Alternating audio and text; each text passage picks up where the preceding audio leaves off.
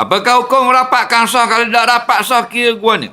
Rapat sah itu penyempurnaan sembahyang berjemaah. Kalau kita sembahyang seorang, tidak ada dapat kelebihan rapat sah. Lepas tu dibilang dalam kitab-kitab ulama, antara kitab I'anatul Talibin, 27 itu kelebihan atas sembahyang seorang, antaranya rapat sah. Jadi kalau kita tak rapat sah dengan sengaja, kemungkinan kita dapat 26.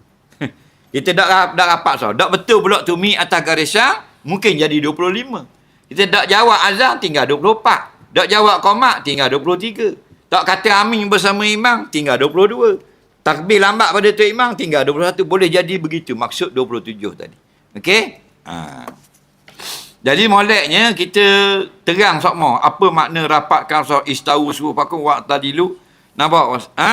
Rapatkan sah tu kita terjemah teks Melayu. Sebab kadang-kadang kan daripada muda dia duduk dengar Arab sama sampai ke mati. Istawu sufufakum wa'tadilu rahimakumullah. Istawu sufufakum wa'tadilu. Dia tak buat pun. Nah, istawu sufufakum maknanya samakan saf kamu, rapatkan saf. Wa'tadilu betul belakang tumit-tumit. Faham tak lagi? Jangan ada lubang-lubang antara saf dan jangan ada depan belakang tumit kita. Tapi dia tengok apa yang berlaku. Gambarnya. Rapatkan sah, patutnya rapat sah ni dia rapat bau. Tak. Dia berapat piyah. Rau, terik. Istawu sufufakum. Rau, terik piyah. Wa'tadilu. Kilah kain. Dia kilah kain ada kan buka lengan baju. Dia tak faham. Okay? Jadi sekali-sekala Arab, sekali-sekala bahasa Melayu.